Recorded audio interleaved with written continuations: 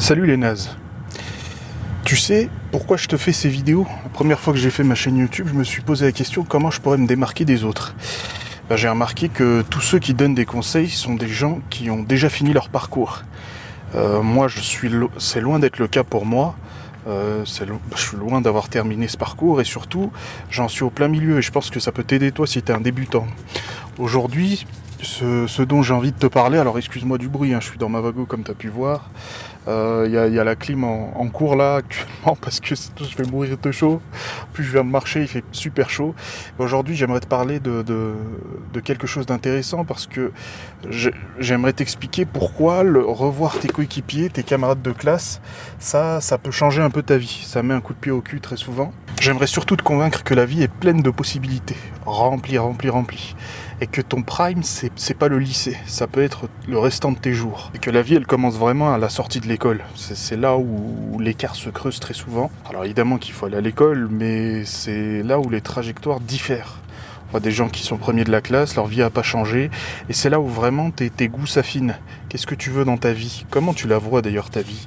Comment tu vois ton expérience? Comment tu vois ton existence? Pour ça, j'aimerais te raconter une petite histoire. Je t'ai déjà parlé de mon père, comment il a un peu galéré dans la vie, mais je t'ai pas donné tous les détails qui vont prouver ma première déclaration qui est que le mérite que tu as à l'école est mis en avant par les professeurs, à travers les félicitations, les bonnes notes, des bulletins, ce genre de choses, pue la merde et ne sert absolument à rien. Et que c'est surtout de la morale, d'accord? C'est surtout de la morale, c'est pour se sentir bon, il a bien travaillé, il a travaillé dur. C'est bien de travailler dur, mais il faut travailler dur sur la bonne chose. Alors mon père, c'est un type solide, d'accord? Type solide, comme on n'en fait plus, ça doit être le cas pour tes parents aussi, il a taffé comme un chien.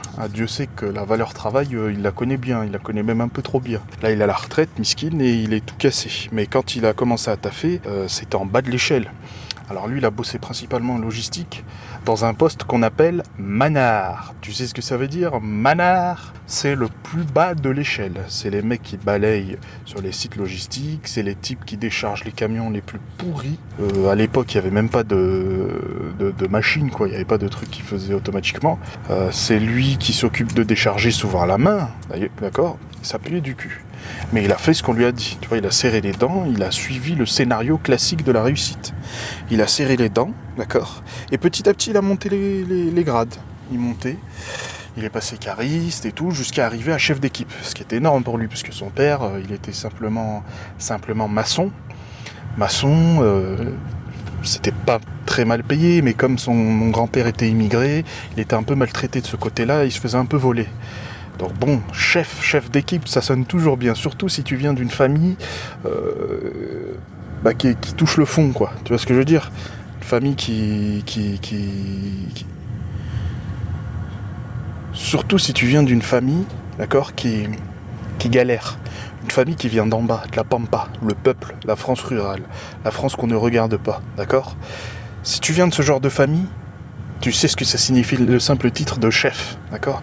Donc il était chef d'équipe et tout se passait très bien. Je veux dire, comme il a gravi tous les échelons, il comprenait vraiment la difficulté du métier et les cadences infernales. Pour tout te dire, il travaillait à Ikea, dans le dépôt logistique. Et il est vrai qu'arrive un jour où, moi personnellement, je suis le cadet de ma fratrie, et ma mère était enceinte, je crois, de mon petit frère ou de ma petite sœur, mais elle a souvent eu des complications. Tu sais, c'est pour ça qu'il faut rendre hommage aux femmes, parce que purée, je sais pas comment elles font, et t'es surtout fragile dans cet état. Et mon père, ça le stressait un peu. Et sachant qu'elle a eu des complications avec moi, il s'est dit qu'il voulait pas réitérer la chose, et donc il se tenait au courant auprès d'elle de manière quotidienne, quoi. Il se devait de savoir. Pardon, boss. Il se devait de savoir, et surtout... Il l'appelait. Elle a déjà eu des fausses contractions, ce genre de choses, mais il se permettait de l'appeler. Ça rentrait jamais en conflit avec son métier, d'accord? Il quittait pas son poste de travail en plein milieu pour appeler ma mère, d'accord? Il était toujours là, toujours bon, rien à voir, ils avaient une productivité, elle était toujours atteinte. Mais malheureusement, un jour, Ikea a changé de propriétaire en France, et est arrivée une nouvelle équipe qui en avait un peu rien à foutre du travail. À mon père, ça lui arrivait déjà de se faire emmerder, et Ikea aussi, par des gens, ou parce qu'il était un peu trop en contact avec son équipe, un peu trop empathique avec eux. Par exemple, mentalité très française, c'est-à-dire que si par exemple tu dois atteindre un tel quota de productivité par jour, même si tu l'atteins, tu peux pas quitter le travail plus tôt. D'accord? Tu vois, tu peux pas partir, on peut pas t'arranger tes horaires, faire en sorte que ce soit variable et que tu sois payé selon ça. Non, non, on doit te casser les couilles, il faut que tu restes à chaque minute. Et mon père, parfois, voilà, il rend des services à des mecs, il leur disait, bah voilà, t'as fini, vas-y, bah rentre chez toi, va voir ta femme, va voir tes enfants, et on se voit demain, quoi. Classique indémodable. Et ben, pas ici, d'accord? Eux n'ont pas vraiment apprécié. C'est pas qu'ils n'ont pas apprécié, qu'est-ce que je raconte? Ils étaient même pas au courant, ils étaient pas là. Mais en fait, ils faisaient un plan social, donc ils voulaient virer du monde, et mon père s'est fait virer, comme ça, parce qu'ils ont marqué à quitter son poste de travail ou passe des coups de fil trop fréquemment. Alors mon père, ce qu'il faisait pour pas embêter tout le monde, il allait dans une petite salle au loin et puis il passait un coup de fil. Que ce soit le matin, pendant la pause clope, comme il fumait pas, il en profitait pour appeler, et l'après-midi, c'était pareil, d'accord? Ça l'a pas empêché de se faire virer. Adieu, 20 ans de carrière dehors. Finito, d'accord? Ça n'existe plus. Tu veux savoir pourquoi? La morale de cette histoire, c'est que les avantages, l'accomplissement, l'avancée dans le monde, ça s'obtient, ça se négocie, ça s'arrache même, on les a en trichant. Par contre, ça ne se mérite pas, parce que le mérite, ça n'existe pas. D'accord? Tu vois, c'est comme quelqu'un qui te dit « Oh, je t'aime ». Ah, franchement, je t'aime, t'es vraiment une personne que j'adore, mais je fais jamais rien pour toi.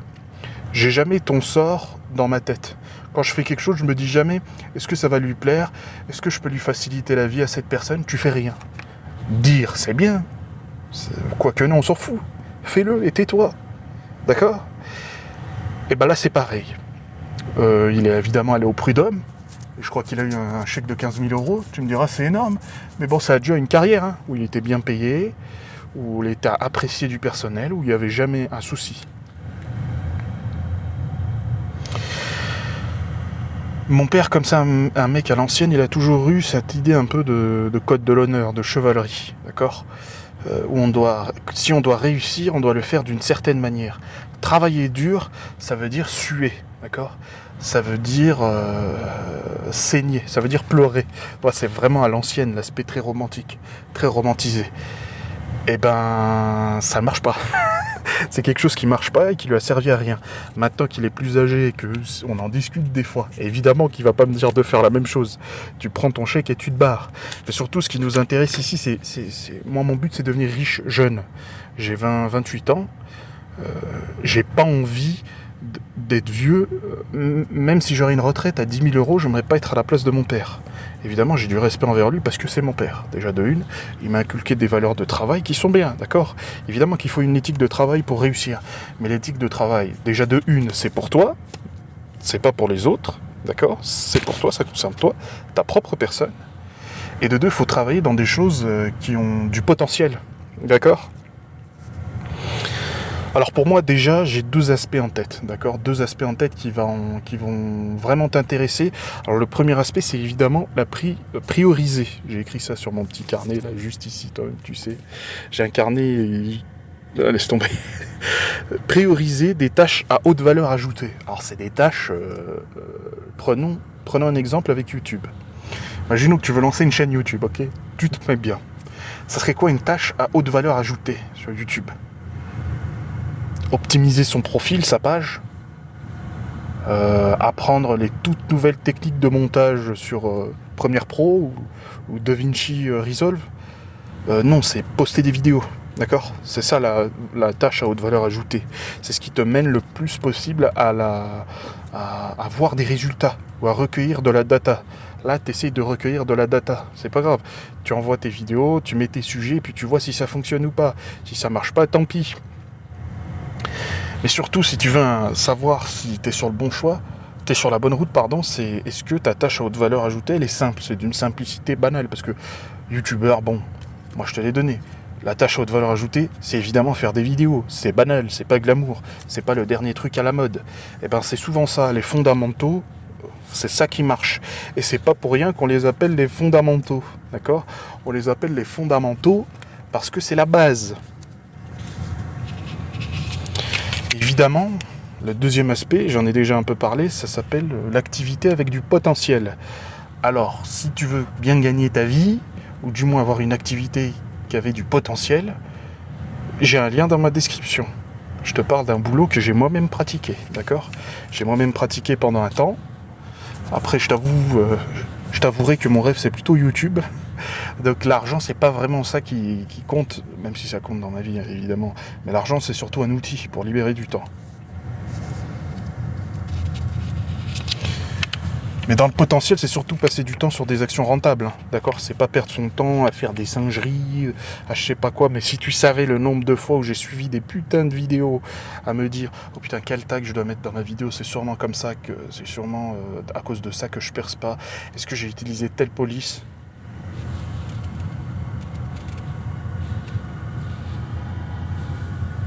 Est-ce que j'ai utilisé la bonne police, la bonne couleur, la bonne teinte de couleur sur ma miniature et tout. Et au final, je publie pas de vidéo, d'accord ? Tu te fais baiser.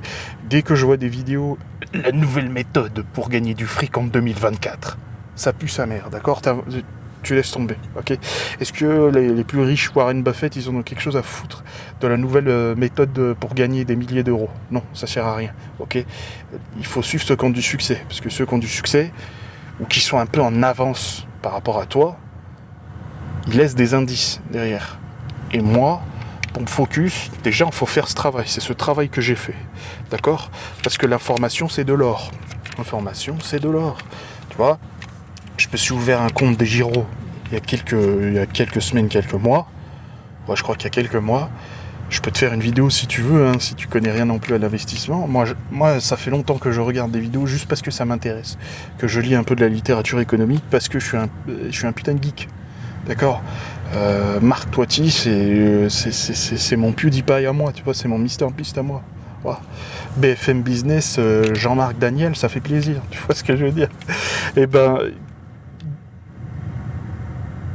la première chose, j'ai utilisé cette méthode en 2 étapes que je viens de te dire, qui est en gros, premièrement, simplicité, prioriser, et deuxièmement, c'était des actions avec du potentiel. Comment ça se manifeste dans l'investissement ? C'est comprendre comment fonctionne l'investissement lui-même et acheter des produits financiers qui ont du potentiel. Comme on n'a pas beaucoup de capitaux, ça sert à rien de tergiverser, de passer 20 piges dessus, hein. T'achètes 2-3 ETF de BlackRock, tu laisses tourner, et voilà, on passe à autre chose. Ça sert à rien de se prendre la tête, rien à foutre. Là, c'est pareil.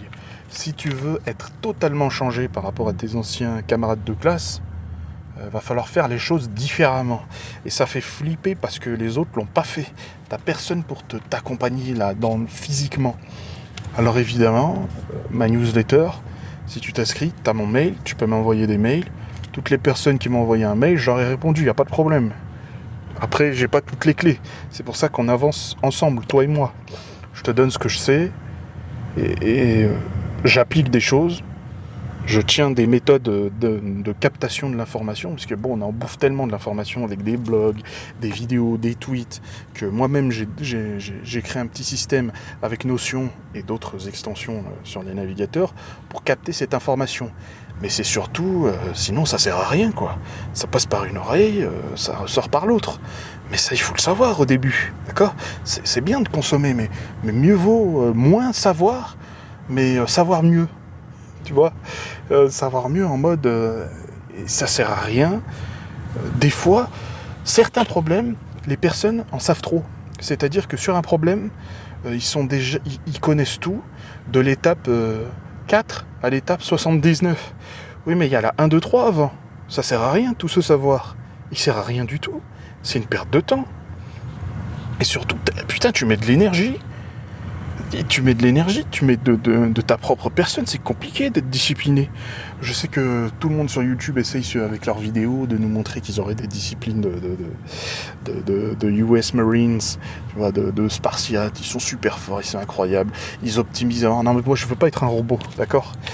Mais si toi aussi tu veux éviter ça, il faut être efficace, il faut être tout l'inverse de notre gouvernement, d'accord ? Qui en fait, tu vois, ouais, parfait, l'analogie est parfaite. Le gouvernement, on se plaint souvent, il n'y a pas assez de budget. Non, il y a énormément de budget. On est le pays qui taxe le plus au monde, la pression fiscale est monstre, mais en fait, on n'est pas efficace. l'utilisation de l'argent, c'est du n'importe quoi. Et ben là, c'est pareil. Quand tu apprends toutes ces informations-là, toutes ces infos que tu utilises, qui servent à rien, c'est comme remplir un seau qui est troué. Ça se vide. Ça ne sert à rien du tout. Ne sois pas comme le gouvernement français, d'accord ? Si ce que tu fais se rapproche de près ou de loin du gouvernement français, c'est que c'est de la merde. Ne fais jamais ça, d'accord ? Vote si tu veux, mais ne fais jamais ça, ok ? Et surtout, c'est bien, il n'y a pas de problème. Si tu as un boulot en ce moment, c'est très très bien. C'est une bonne base pour pouvoir se lancer. Ça sert à rien, on n'est pas des casse-cou non plus, on n'est pas suicidaire. Mais si tu bosses dans un boulot qui a aucune possibilité, si tu veux, je te spoil un peu le métier dont je parle dans ma newsletter, c'est agent commercial, closer. Même si agent commercial, c'est mieux, c'est en bon français. Surtout, ça fait moins arnaqueur. Alors moi, je travaillais pour une agence commerciale, une agence de communication parisienne, mais bon, comme ça se faisait tout par Internet, j'avais eu ça, je crois, c'était pendant le Covid, je m'étais fait virer, j'avais un petit boulot au Pôle emploi, en contrat aidé, non, c'était en contrat aidé, j'étais arrivé à terme et puis j'ai eu ce métier. En mentant, évidemment, je te montrerai, si tu veux, je t'explique comment bien se présenter, comment bien mentir, se mettre en avant. Mentir, mais sans se mettre dans la merde, tu vois, parce que si je dis, oh là là, j'ai de l'expérience en aéronautique, je vais passer pour un con. Mais si tu veux, on pourra parler de ça. Moi aussi, j'adore ce genre de sujet, donc abonne-toi si ça t'intéresse, mais surtout, quand je parlais d'agent commercial, pourquoi c'est un métier, par exemple, qui a du potentiel ? Par exemple, dans mon contrat, tout ce que je vends, d'accord, tout ce que je vends, je gagne 20% dessus. Voilà. Évidemment, dans le contrat, il y a plein d'autres modalités, des primes selon les objectifs, des primes de Noël, des primes en équipe, et des suppléments, bien sûr, mais je gagne 20% de ce que je vends. Sachant que c'est des prestations qui parfois montent à 10 000 euros. Je dis pas tout le temps, mais dans quelle autre activité je peux gagner 2000 balles en une transaction ? Bon, je ne touchais pas 2000 euros parce que malheureusement, j'étais en micro-entreprise. Je me faisais donc violer. Parce que dans ce putain de pays, c'est normal d'être taxé à 22-25%. Et ensuite, d'avoir les impôts qui en redemandent. C'est de la folie pure. Je sais pas, c'est de la folie, d'accord ?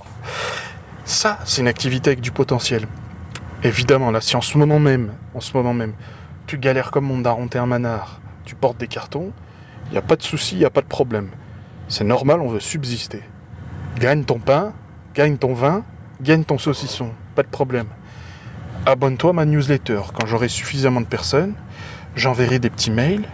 Et puis, de toute manière, regarde le mail que je t'aurai envoyé qui explique ce métier. Si tu veux des détails, tu m'envoies un mail, frère. J'ai que ça à faire. D'accord ? Moi, je veux aider des gens, je veux gagner ma vie en aidant des gens. À changer la leur. Je suis passé d'une petite merde totalement timide sur laquelle tout le monde marchait, parce que t'es un paillasson. D'accord ? Que personne respectait même dans sa propre famille, à quelqu'un déjà qui a réussi à devenir discipliné, qui s'est soigné, qui a mis fin à des maux mentaux, à des troubles qui me touchaient au quotidien. Les gens me respectent, je vis plus pleinement. Alors évidemment, c'est pas parfait, mais je me dis que comme je commence d'en bas et que je suis au premier étage et que toi t'es au rez-de-chaussée, ça peut être sympa quand même de se dire il y a un mec qui est pas trop loin. Tu vois ce que je veux dire ? Allez, à plus dans le bus, les nazes.